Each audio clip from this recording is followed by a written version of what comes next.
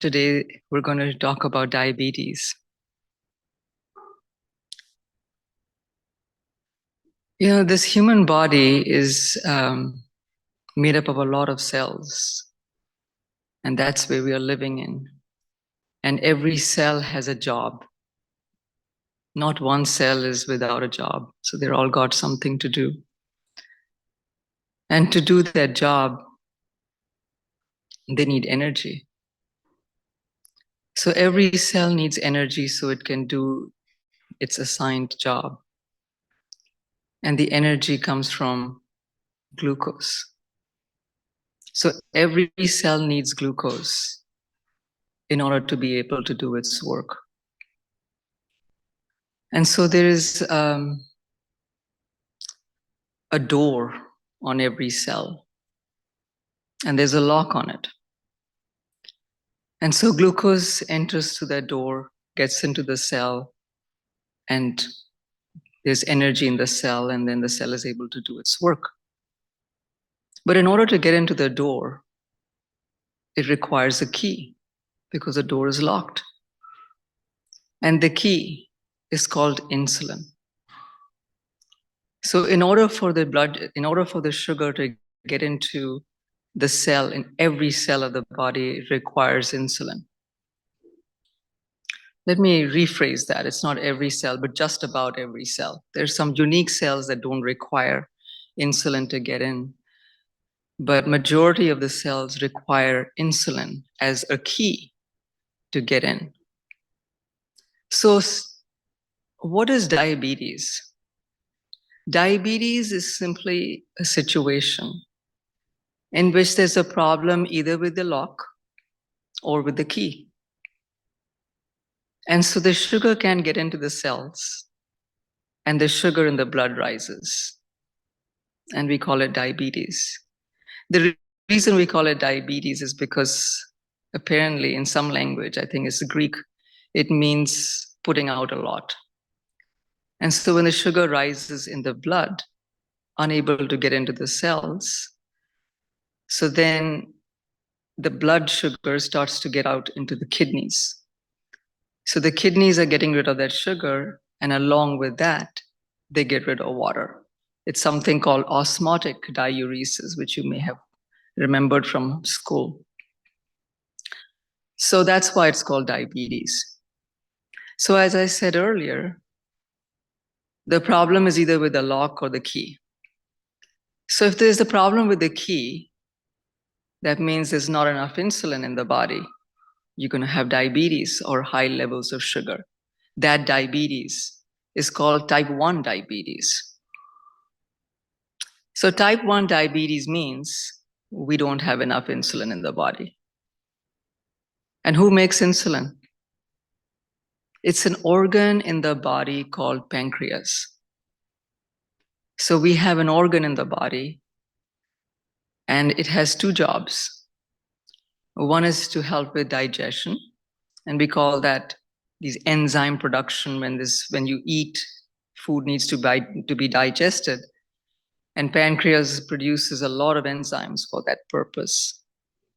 But pancreas have another very important job, and that is to produce insulin, the key to unlock the doors of every cell of the body so that the sugar can get in. So type 1 diabetics just don't make enough insulin. They got a problem with their pancreas. And this kind of diabetes is usually hereditary. Sometimes from inflammation and infections also you can get it. But majority of the time it happens early on in age. Usually children in the age of 4, 5, or even sometimes younger than that will get diagnosed with this diabetes. And it is sudden onset. They get very sick and they're taken to the hospital and check a sugar and it's 800 or higher. And they develop an acid in their body. So it's a very dangerous presentation when it's first discovered. But eventually it's easy to manage because it's just insulin. That's all they need. There's nothing wrong with their body. And so you manage them with insulin. But there is another kind of diabetes where There's plenty of the key. There's lots of insulin, no problem.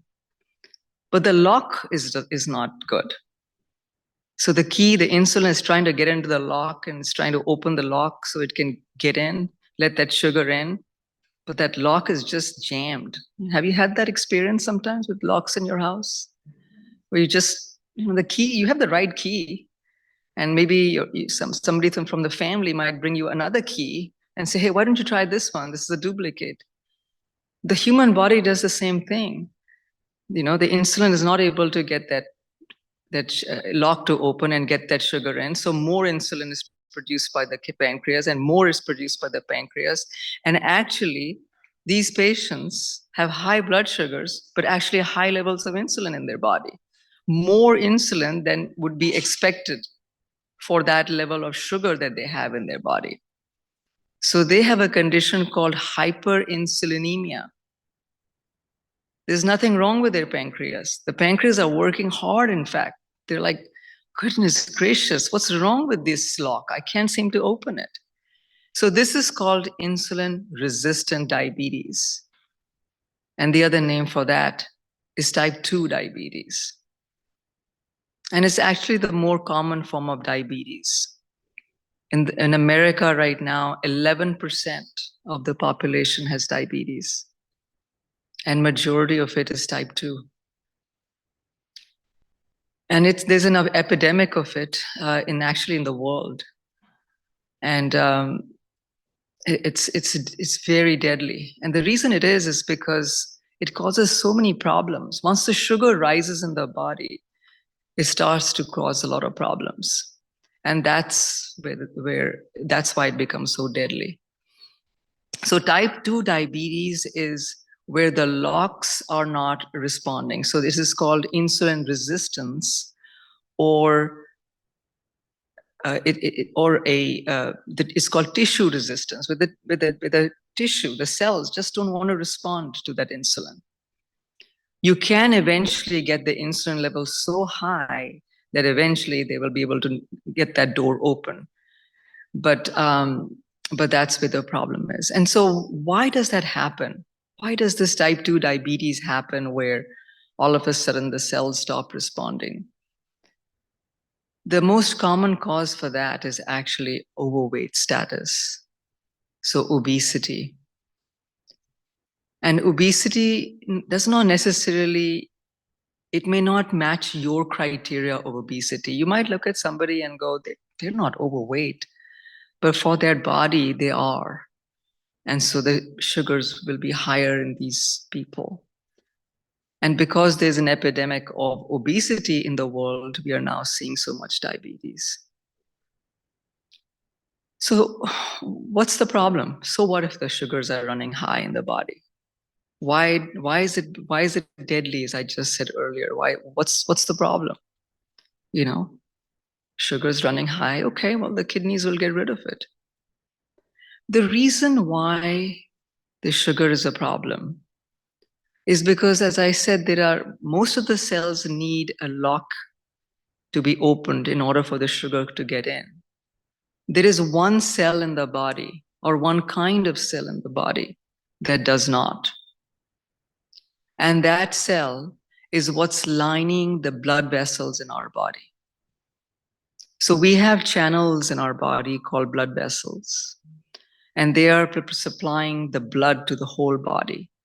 That's our carrier system that takes nutrients to the organs and trash away from the organs. So our circulatory system, or channels, are lined by a special cell called the endothelium. So these endothelial cells, they don't have that lock. So if there's high sugar in the blood, the sugar goes into the endothelial cells. And so there's excessive sugar in these cells lining your blood supply.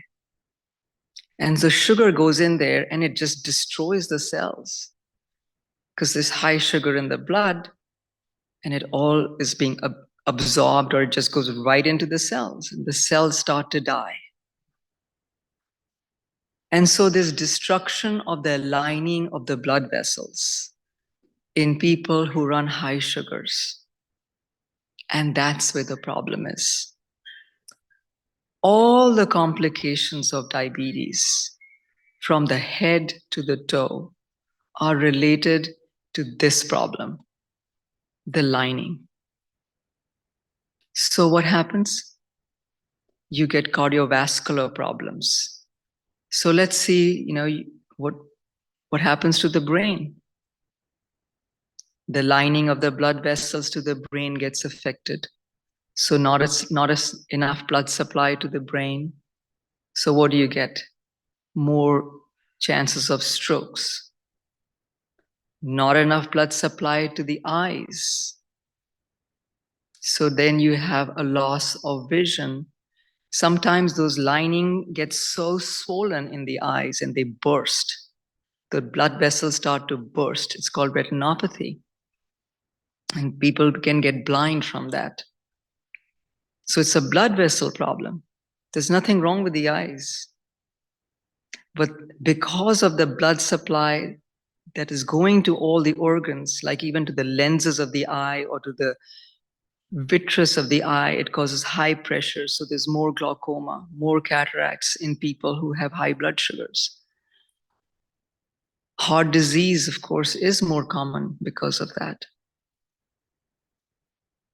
The blood supply to the nerves get affected. And so they start developing nerve disorders.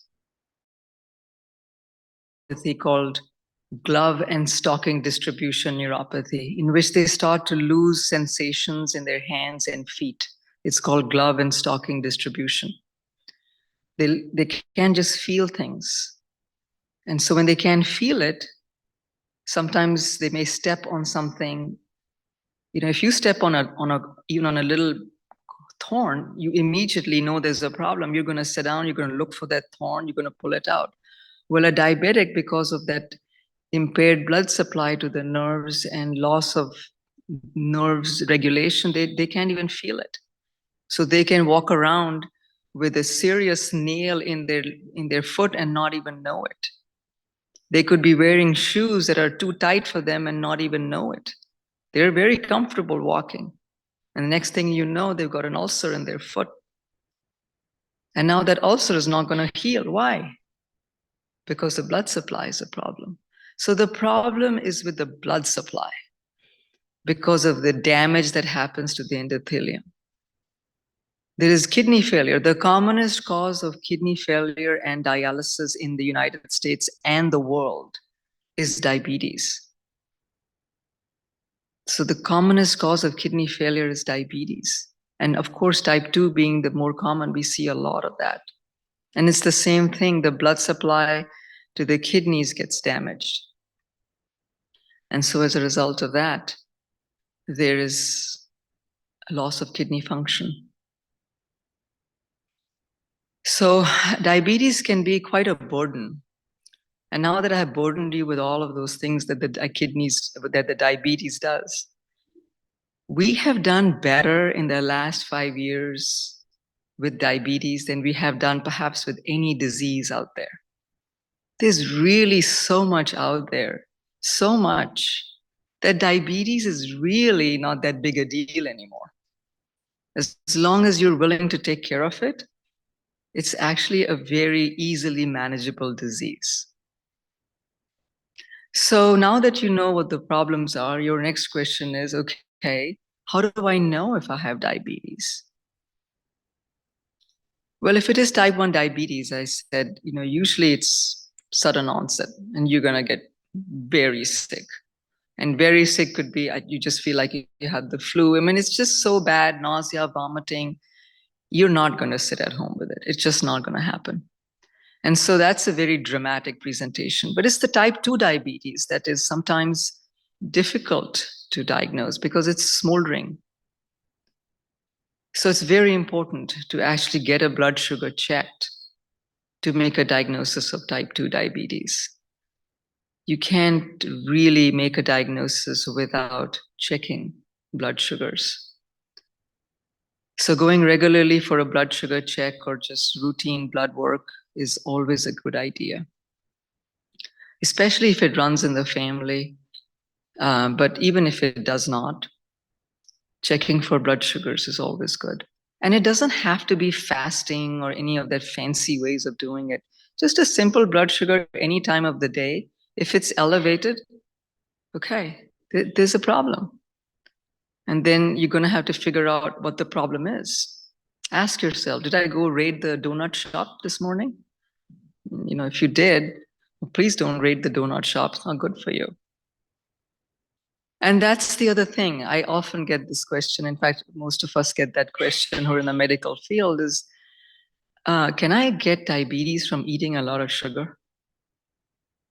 I remember my mother would say, I'm not going to eat that sweet because I'll get diabetes.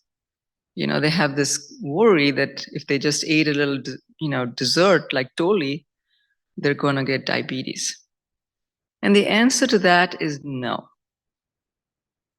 So you cannot get diabetes by eating a little dessert. Not going to happen. But if you raid the donut shop and you raid it every day, you're going to get overweight. And then you're going to get diabetes because obesity causes insulin resistance. It does something to the cells of the body, particularly the cells that store fat, which is what sugar gets converted to when you get excess of it in your body. So if I eat too much of sugar, I won't get diabetes, but the body will say, okay, I got to put it away. And it puts away in fat cells, and I become fat over time. And so over time, these fat cells become resistant to the insulin and diabetes happens. So eating sugar once in a while is not going to hurt you. But consistently eating sugar in our kind of lifestyle is not good.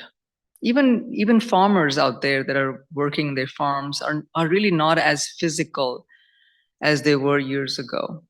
So I don't think there's anybody out there who can just say, I can eat as much sugar as I want and get away with it. So just about all of us, even if we are not diabetic, should really watch your sugar intake so you don't become overweight and then end up with diabetes issues. So one is to just go and get a blood sugar checked, and you would know if you have an elevated blood sugar as to what to do next. And the next thing is to then perhaps go to the doctor and get a fasting blood sugar, which is where they ask you to not eat or drink anything, and then get a repeat blood sugar check to see if there's a problem. Because there are erroneous sugar tests that will happen. For example, if a blood sample just sits there for a little while, that can cause erroneous blood sugar measurements. So it's real important that you don't get all panicky because you got a blood sugar reading that was abnormal. So it's always an error. It's always, it's not, it's, how do they say, you're innocent unless proved guilty. So even if the sugar is elevated, you're actually innocent. You don't have diabetes until we can prove that that's really what it is. So don't panic on a single blood sugar reading. There is a condition called prediabetes. And prediabetes is a condition in which once in a while, the sugar comes elevated. And other times, it's absolutely normal. So what is that? That is an individual who has a tendency towards getting diabetes. They need to be very careful because they could end up being diabetic. And so a lot of times these are people who will get put on some medicine. And the commonest medicine we see are steroids. They have an asthma attack and the doctor puts them on some prednisone dose pack and their sugars go up really high. So those are, an indication that, okay, there may be a problem with their sugar management. Their body's sugar dealing is not the best. Then there are others that are not diabetic, but then we'll have these young mothers go in that are pregnant and they'll get their blood sugar checked and the sugars are high. But after they have the baby, the sugars come back down.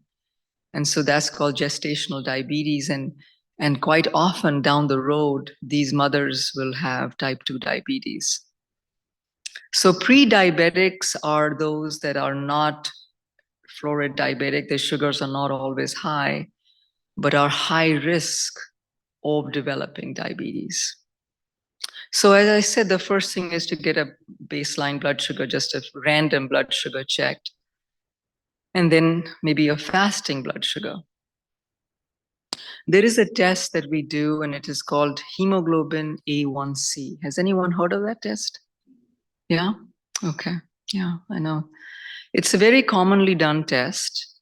And what it is actually is the amount of sugar that is bound to the hemoglobin. So hemoglobin is something that's in our blood that carries oxygen. So, when you take a breath and you breathe and the oxygen gets into the lungs, now somebody's got to take that oxygen from the lungs to the body. And that's hemoglobin, right? So your brain doesn't come walking down to the lungs and say, "Can I have some oxygen?" It doesn't do that. The oxygen goes to the brain, and it does hemoglobin, carries the oxygen like a piggyback ride, and it goes up to the brain, and then the brain is delivered the oxygen. So that's what hemoglobin does. But sugar can bind to that hemoglobin, and we call it glycosylated hemoglobin. And we call that in the test, when the doctor orders the test, it is called hemoglobin A1C. And so this gives you it's a really nice way of telling how the sugars have done over the last several weeks, because this bounding doesn't happen in a day. It's like over time. So we have now categorized the level of hemoglobin A1C and what the average blood sugar for that person would be. So hemoglobin A1C in somebody who's not a diabetic is 5.6. So if your A1C is 5.6, then you're not a diabetic. And so we do annual A1Cs in most of the patients that come in for their annual checkups, and A1C 5.6, good. But diabetics run higher A1Cs. And so you could I have seen A1Cs of 8, 9, 10, 11, 12, 13, really high A1Cs. When the higher the A1C, for example, an A1C of 7 means that the average blood sugar is running 150. While an A1C of 5.6, which is normal, the average blood sugar is 100. And so as the A1C rises, that it basically means poorer control of blood sugars. So A1C is a really nice way of checking what my blood sugar is doing over the last several weeks. And as I said earlier, the A1C is 5.6 for normal people. But more recently, we have changed the criteria for what is normal. So we used to think that, okay, 5.6 is normal, and that's normal. So everybody needs to be 5.6. And so we were trying to get all our diabetics to get an A1C of 5.6. Well, as always, doctors prove themselves wrong. And sure enough, we were wrong all these years until about 2018. There was a huge study that came out it was a multinational study, and it found that when you bring a diabetic's A1C down to 5.6, you're hurting them. And you're hurting them because they're having multiple episodes of low sugars in a 24-hour period. And that itself has a lot of problems. So just like high blood sugars is bad, low blood sugars has also got a lot of problems. And so for that reason, the criteria was changed. And now for diabetics, the ideal A1C is a 7. So we like their blood sugars running around 150 and not 100. So I still have patients come in very excited. Doc, my A1C was less than 6. I said, oh, that's the problem. And so they wonder why. And then I explained to them why an A1C of 6 in a diabetic is not good. Now they have come up with actually even better ways of checking blood sugars, and those who have some family members that are diabetic or may have a personal history may know about it. But you don't have to stick your fingers anymore to check blood sugars. That's still the gold standard though. I mean, that's the best way to check blood sugar is actually take a blood sample. But nowadays it has become a little bit nicer where you don't have to keep sticking. And you can actually do a continuous monitoring of blood sugars. And the way they do that is actually they put a sort of a patch on the patient. And there's a way in which that patch is able to detect the sugar in the fluid that's right under the skin. So it's not measuring the sugar in the blood. It's measuring the sugar that is right under the skin. You know, the water that's right under your skin, it is measuring that sugar. And then you can actually send that information to your phone. So there's a way in which that patch will again go to this particular machine, and then it can send it to your phone.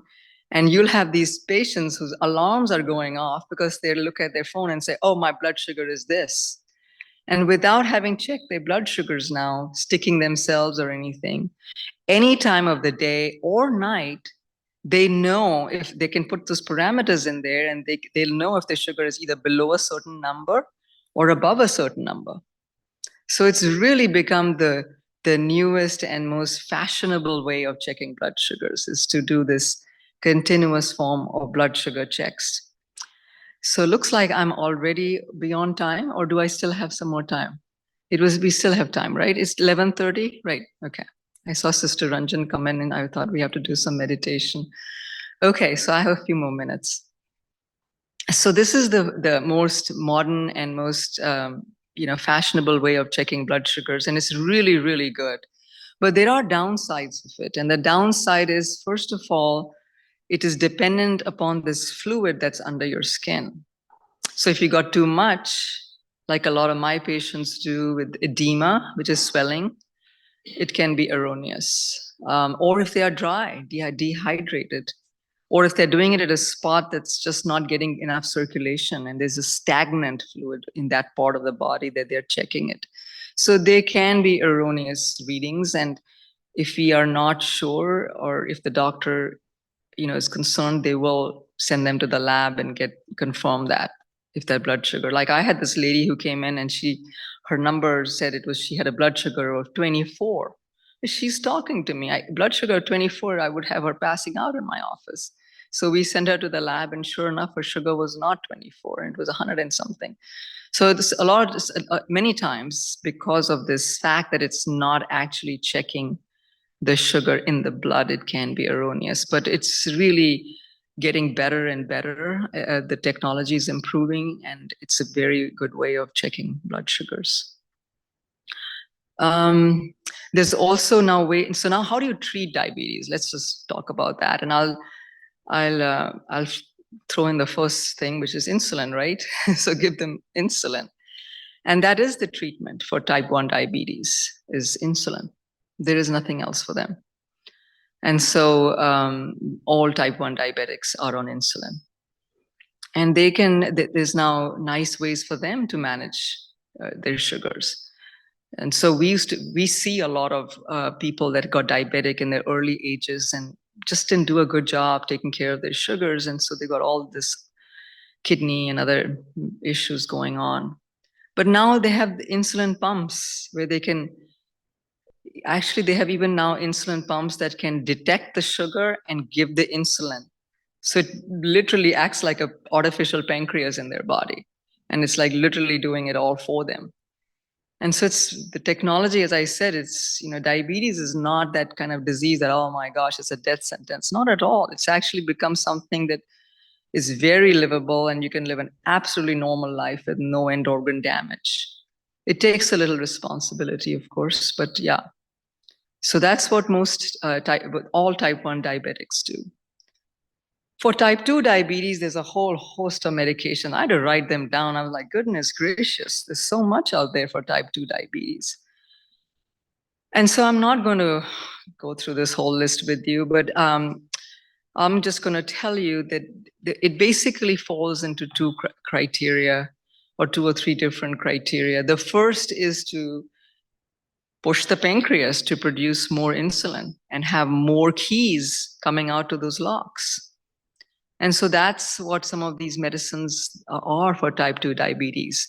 As you may have heard of glipizide or glimepiride, those are that kind of medicine. Metformin is actually a really good type 2 diabetic medicine because it also hampers appetite. So most of the type 2 diabetics are overweight.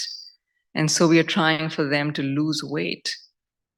And so treatment with something that will help them lose weight is really a good idea. So nowadays, metformin is generally the #1 medicine for type 2 diabetics. And then there are all of these other medications. And I just want to talk about 2 categories of medicines that have really taken off in the last 4 or 5 years. And the first group of drugs are called, they belong to a family of drugs called GLP-1 receptor agonists. And you probably know the names. See if any of you are familiar with something called Victoza or Ozempic or Trulicity. Those are the 3 commonest in that family. So these are basically drugs that they stimulate something in the gut that sends a message to the pancreas, and it makes the pancreas produce more insulin. So that's what their main job is. But what they also do is that they slow gastric emptying. So that means that when the food gets into the stomach, it just sits there longer. So you're feeling full. You're not hungry.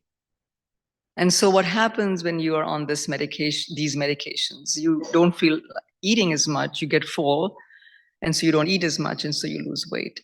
And so that is why Ozempic and these medicines are now weight loss medications, because even though they're diabetic medications, people that are non-diabetic are taking it because of their advantage for the weight loss. And they have really made a difference because, as I said, it's because of obesity, because of the weight gain that we are seeing type 2 diabetes so much. So if we can get the weight off, we can get the diabetes off.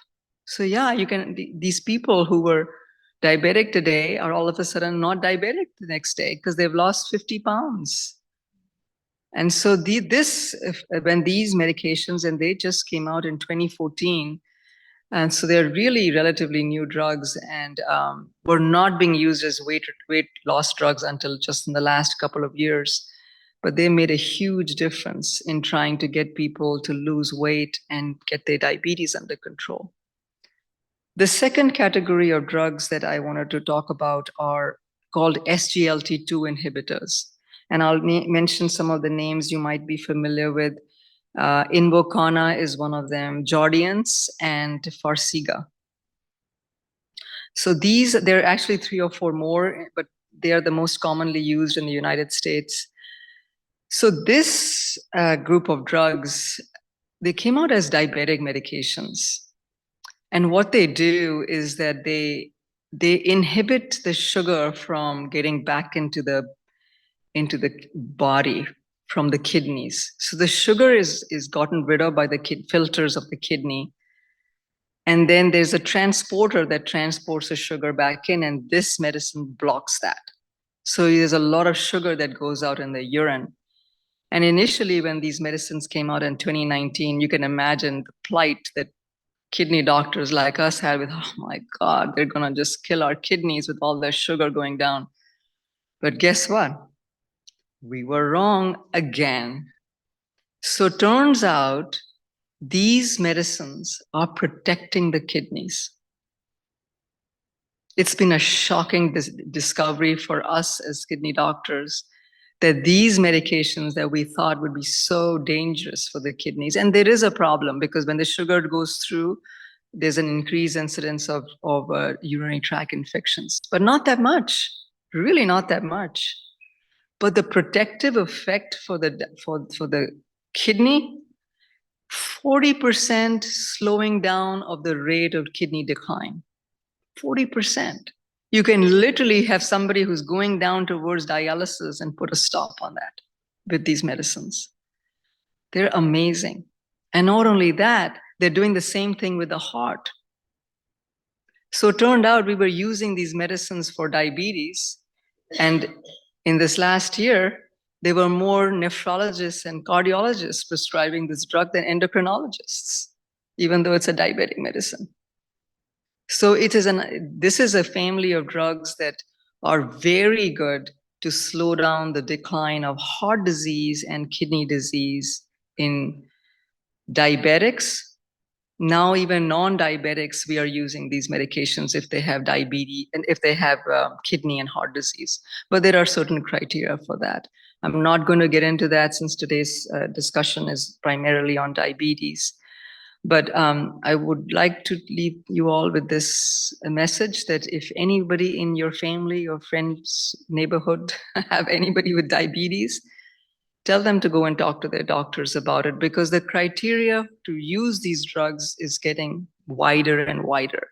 It used to be only for type 2. Now it's also for the type 1. So even though the type 1 diabetics are insulin dependent, the effect of that sugar on the blood vessels, that effect is ameliorated by these medications. So we're using it in type 1 diabetics now, which is just November of last year that this got initiated for type 1. And now we're using it in non-diabetics who have diabetic and who have kidney and heart issues going on. So I think this is something that hopefully everyone can get this message that there is medicines out there. Of course, what's the biggest side effect of this category, or both the categories of medicines? Anybody? What do you think would be what is the side effect of this medicine? Huh? Actually not. The biggest side effect of this medicine is its cost. It's very expensive. So trying to get everybody to take it, I mean, I just prescribed it to somebody yesterday, $800 copay for a month's supply. Sister Anupa, can I say something? What's that again? What was the question? Sister Anupa, this is Pipasha Ben. Uh-huh. What is she asking? Me? I can hear you. No, I was just going to say, I have type 2 diabetes, and last year I tried Trulicity. I had serious side effects. So then now my doctor changed it to Farxiga, as you mentioned. Very good. So yeah, these medications are not without side effects. As I said, cost is its biggest side effect. But the other big side effect of this medication is that it makes you go more to the bathroom. So the advantage of these blood, how do they work? They don't work by what they do. They don't work by getting rid of that sugar. That's not what is doing it. These medicines are actually working on the blood vessels of the heart and the kidney. They're actually decreasing the pressure inside the kidney, inside the little tiny microvasculature of the heart and of the kidneys. And that's where the advantage is. And we didn't even know that. It was just by chance we found it. And so that's how these medicines are working. But because of this problem that they do, they get rid of all this sugar, they make you go more to the bathroom. So if you're not drinking water, you're going to get dehydrated. And so people can get serious side effects, especially if they are taking other water pills, because they're often on other water pills for high blood pressure management or whatever other reason. And so whenever we introduce these medications, we have to be very careful There we have looked at all other medications and made sure that they can tolerate it.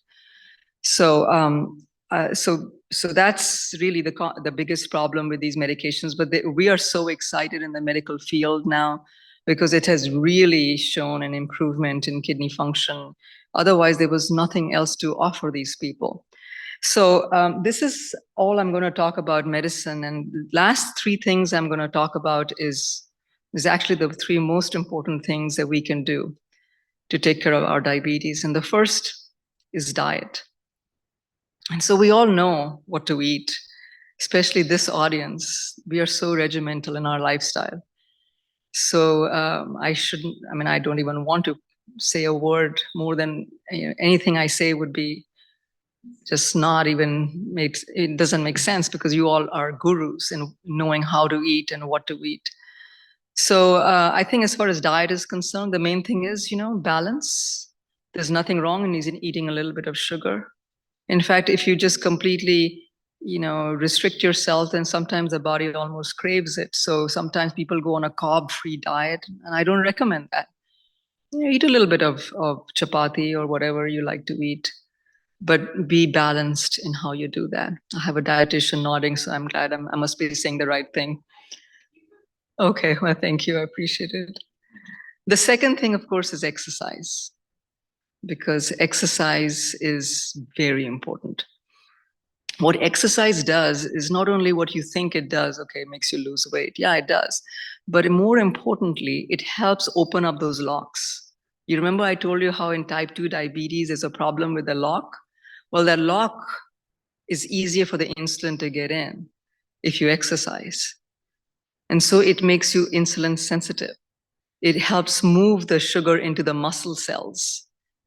And so exercise is not only good to lose weight, but also to get this hyperinsulinemia or insulin resistance to go away. And so the response to medications becomes better.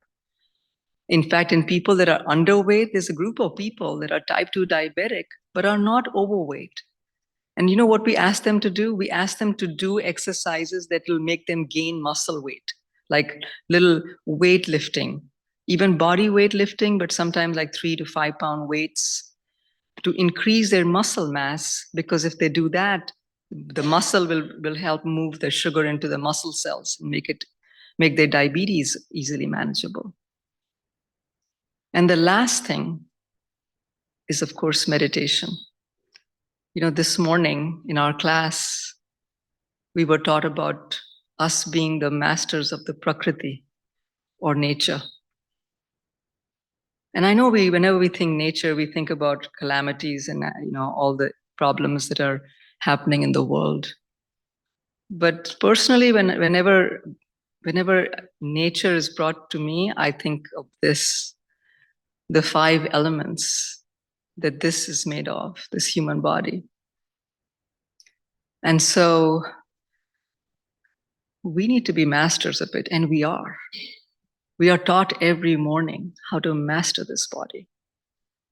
And so at the end of this session, I'm going to request Ranjan Ben to do a quick meditation or a short meditation on how we could meditate to make us Prakriti Jeet and get control over diabetes or anything else that would be ailing this body.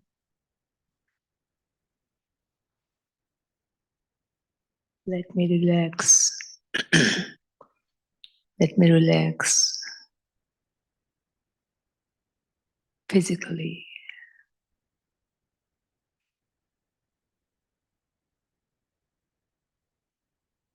And mentally.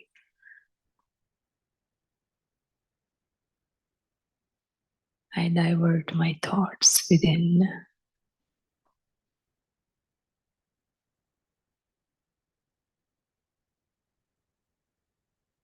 And I see myself in the center of the forehead, in the brain, as a master of matter.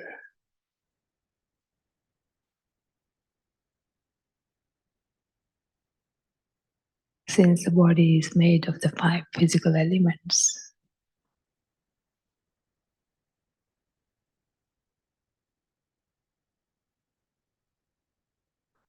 that are non-living.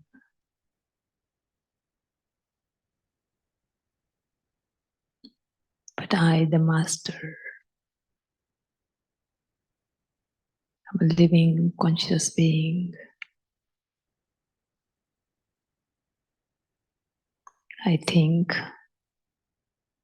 I decide, I feel.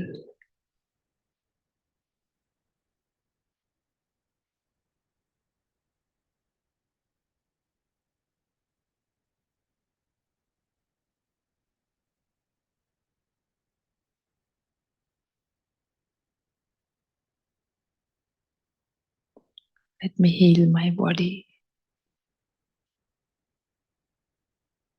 and send the peaceful and pure vibrations to all the limbs, organs,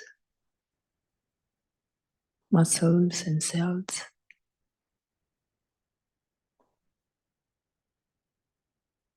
The healing vibrations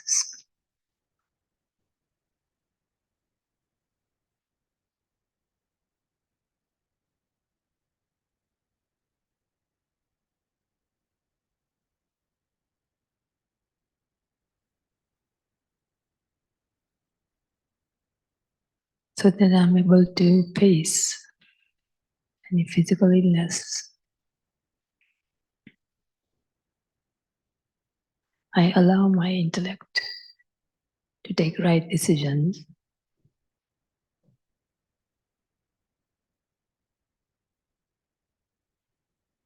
and do not have questions about the illness.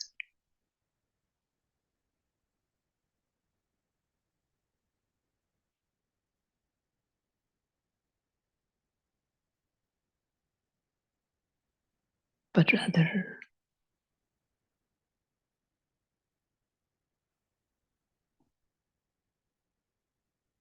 allowing myself to be free from unnecessary waste thoughts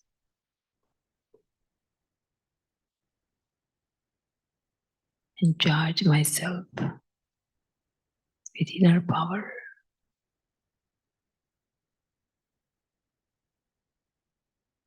The power that helps me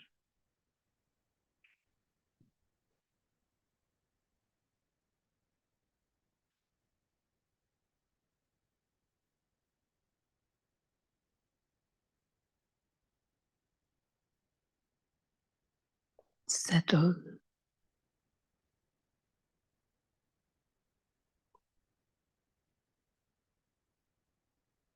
the karma that I'm facing through illness.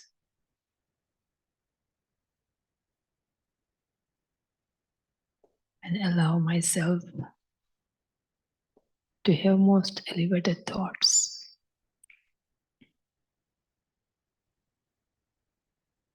to serve the nature, the five elements,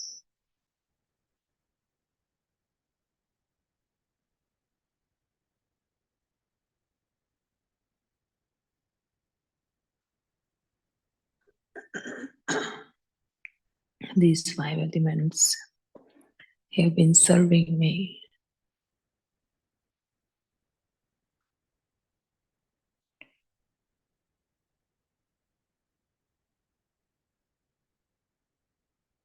with all physical comforts.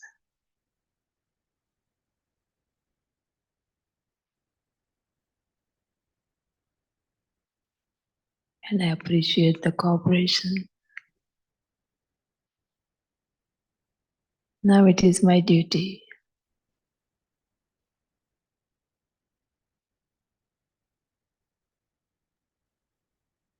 through meditation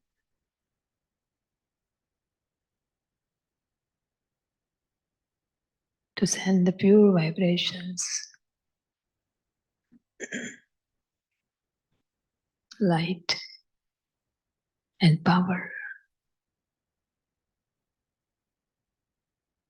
and make the nature, the five elements pure.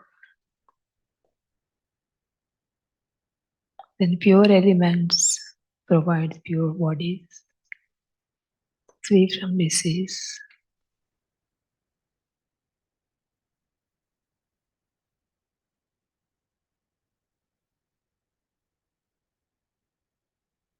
Through meditation, I become master.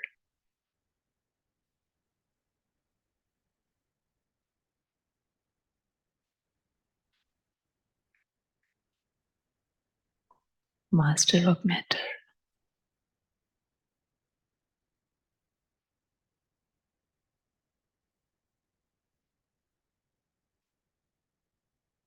I stabilize myself every day for a few minutes in the morning and in the evening.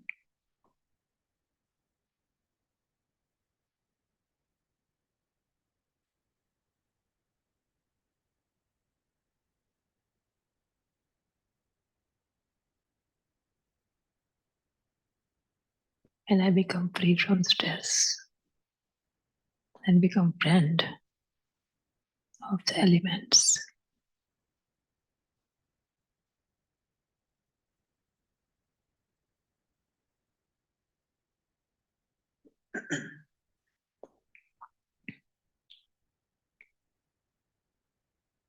Thank you and Om Shanti.